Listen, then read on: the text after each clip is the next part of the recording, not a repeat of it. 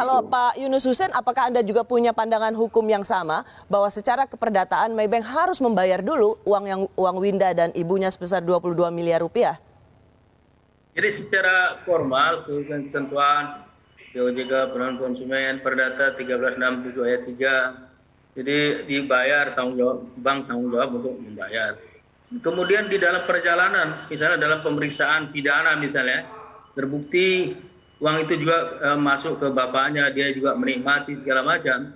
Itu nanti kalau itu dirampas oleh negara, uang dari pelaku kejahatan tadi, Maybank itu berhak hingga dia dapat dilakukan aset recovery dari hasil kejahatan yang disita, dirampas dari negara. Jadi Maybank harus membayar dulu uang yang hilang milik Winda dan ibunya, terlepas itu sumber dana adalah ayahnya, dan kemudian dialirkan ke ayahnya. Tetapi dalam proses berikutnya, kalau misalnya ada temuan baru, maka Maybank bisa recovery aset. Begitu ya Pak Yunus ya? Ya, jadi karena ini kesalahan dari pimpinan cabangnya, jadi bank tetap harus bertanggung jawab. Saya mau tanggapi satu kalimat di situ ya, dan nanti mau izin satu kalimat. Boleh, saya kasih kesempatan Pak Hotman. Jelaskan harus jelas presiden fakta. Oke. Saya kasih satu kalimat. Saya setuju semua dengan pendapat kalian. Tapi saya yakin kalian setuju kalau pemilik rekening mengetahui keterlibatan ini, misalkan ya, kalau pemilik rekening mengetahui cara pemakaian uang tersebut dipakai bapaknya, Anda tentu tahu bahwa konsekuensi hukumnya adalah bahwa pemilik rekening harus bersedia bertanggung jawab atas kerugian tersebut. Makanya sekarang lagi perlu pembuktian apakah si putrinya ini tahu bahwa memang rekening ini dikendalikan oleh bapaknya dan apakah dia secara diam-diam menyetujui by conduct, karena memang kebetulan uang ini pun uang dari bapaknya. Jadi saya tidak setuju dengan cara Rosi langsung menyimpulkan. Perlu pembuktian apakah pemilik rekening mengetahui atau tidak. Itu kan sudah yang dijawab, mau kita cari. Pak Hotman Paris kan sudah dijelaskan oleh Winda bahwa dia tidak pernah memberikan otorisasi itu kan pada keterangan dari dia. Perlu pembuktian oleh aparatur hukum. Ya, Mbak Rosi. Mbak Rosi begini ya. Jadi saya mencoba melihat begini ya. Ini kan ada keterangan yang berbeda. Di satu sisi, Winda mengatakan bahwa dia tidak pernah memberikan otorisasi apapun. Sementara pihak Maybank melalui kuasa hukum Bang Hotman mengatakan bahwa mereka ada bukti, contoh spesimen tanda tangan dan itu ada tanda tangan kosong. Kira-kira seperti itu. Benar, itu sudah diperiksa oleh lab. Inilah yang saya katakan. Kalau ada taken waste, ada bukti yang bertentangan seperti ini perlu diperlukan pembuktian lebih lanjut. Apakah benar ataukah tidak? Laboratorium forensik akan menyatakan apakah tanda tangan itu identik ataukah non-identik. Dan identik.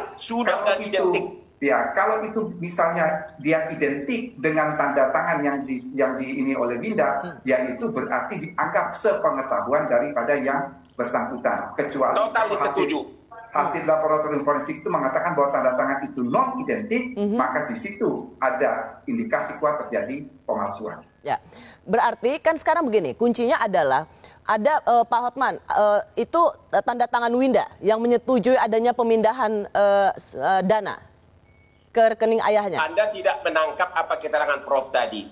Waktu pembukaan rekening tersebut, si Winda itu menandatangani blanko. Berarti pimpinan cabang itu bebas mengisi apa saja. Oh betul, oke. Ya, itu yang saya... Berarti cara pengisi, kan blanko tanda tangan itulah yang menjadi cara mengoperate banknya. Kalau transfer konfirmasi ke siapa, nomor handphone siapa, ternyata pimpinan cabang mengisi nomor handphonenya sendiri. Ya, inilah Mbak Rosi yang saya kira menjadi pelajaran berharga bagi kita semua masyarakat Indonesia untuk jangan sekali-kali memberikan tanda tangan dengan blanko kosong kepada pihak bank. Sebab kalau itu kita lakukan, apapun yang dilakukan oleh cabang dianggap kita telah menyetujui. Nah, itu sekarang, bahayanya di situ. Baik. Bahayanya di situ, artinya kan di sini ada permainan kepala cabang. Ya, tapi kemudian belum Anda salah. Permainan kepala cabang perlu diselidiki apakah disetujui nasabah atau tidak. Rosi jangan memihak begitu dong. Itu yang mau kita tunggu. Kalau pemilik rekening mengetahui atau by conduct menyetujui, itu aspek hukumnya beda lagi. Loh, tapi kan nasabah pemimpin cabang salah benar.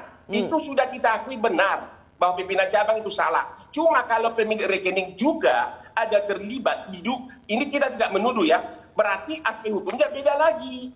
Benar nggak Pak Prof tadi udah bilang? Ya.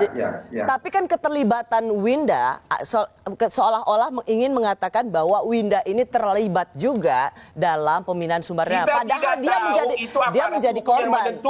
Dia menjadi korban atas dia menjadi korban atas permainan kepala cabang yang saat ini juga sudah ditahan. Pertanyaannya kan ini kan perlindungan konsumen. Orang menjadi tidak percaya untuk naruh duit di bank ketika kepala cabang bisa bermain dengan begitu. Kalau nasabahnya ikut terlibat, diduga ya, saya nggak menuduh. Kalau nasabahnya menyetujui, maka beda lagi aspek hukumnya. Apalagi uang ini masuk ke rekening bapaknya. Kalau pimpinan cabang mau membobol, kenapa dia tidak bawa kabur? Coba pertanyaan, saya mau tanya Rosi. Kalau pimpinan cabangnya itu mau membobol, kenapa 6 miliar mahal dipakai untuk bapaknya si Winda? Saya mau tanya dulu. Berarti ada sesuatu yang tidak jelas.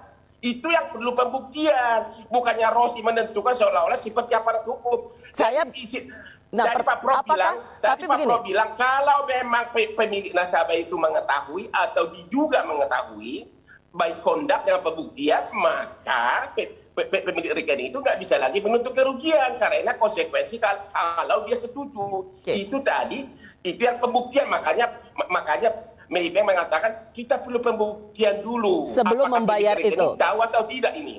Oke. Saya mau tanya Pak Yunus Hussein, apakah memang harus menunggu dulu? Tadi Anda mengatakan bahwa harusnya bisa langsung dibayar, Pak Yunus Hussein. Dunia nggak seindah itu. Unmute dulu Pak Yunus. Rekening itu diteken oleh si Winda pada waktu membuka rekening saja tampaknya, ya. Bukan untuk mutasi-mutasi yang dia lakukan. Ini yang belum jelas. Untuk persetujuan mutasi ini belum jelas ya. Itu saya setuju, belum jelas. Buka rekening blanko, uang masuk, ya berikutnya mutasi-mutasi harus persetujuan dia. Kalau enggak, ya salah pimpinan cabang juga tanpa persetujuan ya.